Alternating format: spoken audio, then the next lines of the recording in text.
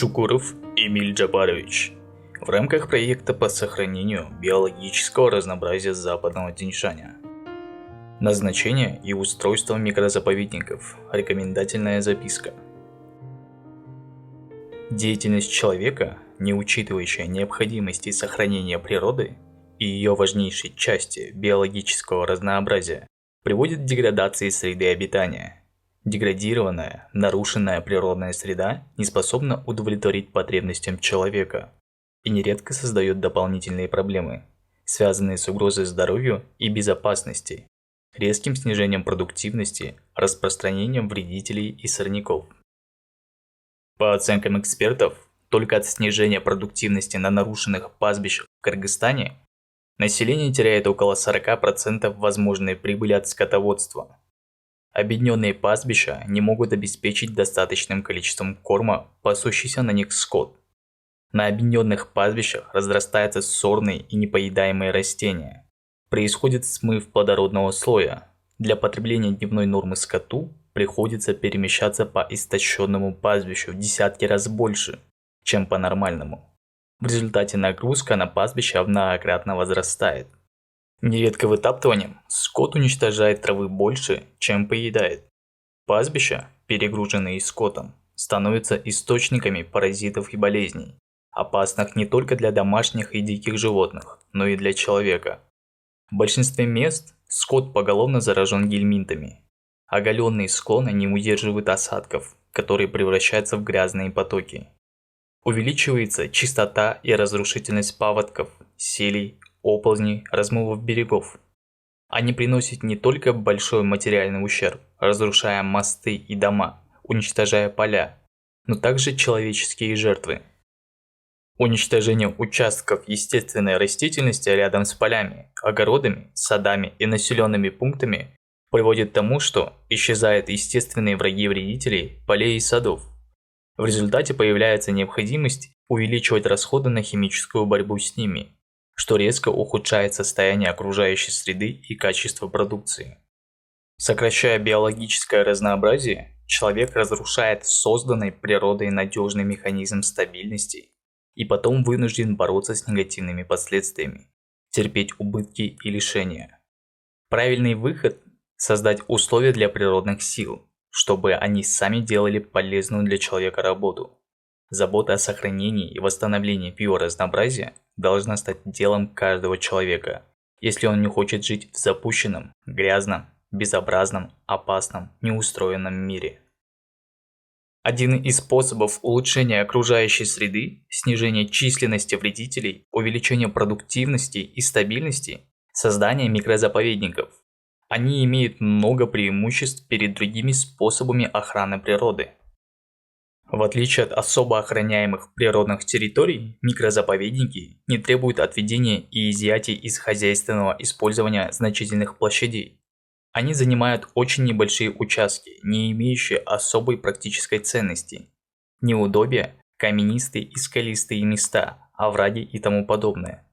Микрозаповедники не требуют штата для своей охраны. Затраты труда и материалов на создание микрозаповедников минимальны и доступны для всех. Микрозаповедники не требуют финансирования для своего функционирования. Микрозаповедники, там где они созданы, непосредственно улучшают среду обитания, снижают численность вредителей, повышают продуктивность сельскохозяйственных угодий, снижают потребность затрат по борьбе с вредителями, повышают экологическую стабильность и оздоравливают природную среду. Что из себя представляет микрозаповедник? Микрозаповедник – относительно небольшой участок, на котором не производится хозяйственная деятельность, распашка, выпас скота, застройка и тому подобное. Микрозаповедник – островок естественного биологического разнообразия среди объединенных в результате человеческой деятельности сельскохозяйственных угодий, пастбищ, полей, садов. Это может быть участок пастбища, небольшой каменистый сай, участок нераспаханной степи среди полей, небольшая рощица, группа кустарниковых или тростниковых зарослей и тому подобное. Если удастся установить режим, исключающий хозяйственную деятельность в микрозаповеднике, то не обязательно его огораживать. Если договоренность будет соблюдаться, то будет соблюдаться и режим микрозаповедника. Огораживание преследует цель, прежде всего, предотвратить заход скота. При необходимости огораживания следует выбирать места с естественным ограничением доступа для скота и применять ограждения из местного материала. Например, загородки, стенки из камней, которые преграждают вход в участок сая или оврага. Назначение микрозаповедника. Восстановление биоразнообразия на его участке и его повышение на прилегающих территориях. Слишком интенсивный выпас или сплошная распашка приводит к исчезновению многих полезных и продуктивных видов. Наиболее кормные и привлекательные травы полностью выедаются скотом и не могут дать семян. Негде размножаться полезным видам птиц и насекомых. Микрозаповедник на пастбище позволяет вызревать семенам полезных и кормных растений и обсеменять ближайшие к нему территории. Тем самым будет повышаться их продуктивность. Необходимо учитывать, что радиус благотворного действия микрозаповедника ограничен расстоянием разноса семян. Поэтому главное в организации микрозаповедников не достижение больших площадей для каждого отдельного микрозаповедника, а создание возможно большего числа небольших участков. Размножающаяся в микрозаповеднике полезная фауна снизит число вредителей и оздоровит сельскохозяйственные угодья. В ряде случаев для привлечения полезных видов можно устраивать искусственные гнездовья и проводить другие пиротехнические мероприятия, не нарушающие условия для восстановления естественного биоразнообразия.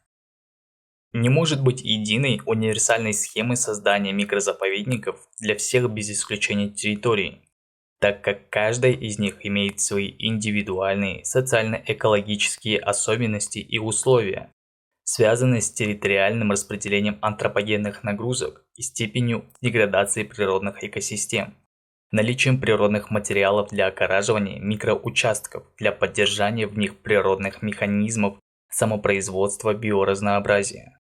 Тем не менее, можно выделить некоторые общие направления деятельности в процессе подготовки и организации микрозаповедников в проектной зоне, в том числе информационно-разъяснительную кампанию, проводимую со стороны НОРБ с участием научных советников среди местной администрации, местных жителей, администрации школ и учащихся, неправительственных организаций по разъяснению предназначения микрозаповедников, их положительной роли и выгодах для местных сообществ в поддержании благоприятной среды обитания, улучшение эстетической привлекательности ландшафтов для туристов, воспитательной и познавательной роли для школьников и молодежи, снижение численности вредителей, повышению продуктивности сельхозугодий, сохранение семенного генофонда для пастбищной растительности и другие выгоды, сбор предложений от местных сообществ по конкретным территориям и отдельным небольшим экосистемам,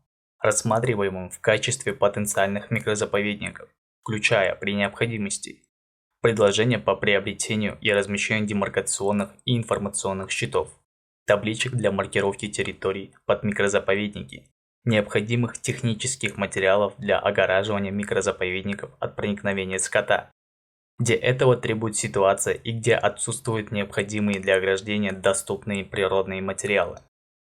Выявление потенциальных инициативных групп населения и необходимых технических затрат для создания и обустройства микрозаповедников. Привлечение школьников для обустройства микрозаповедников в виде некоторых биотехнических мероприятий по удалению сорняков, устройству искусственных и благоприятных условий для гнездования полезных птиц, введение школьной летописи по созданным микрозаповедникам, создание зеленых патрулей и другие.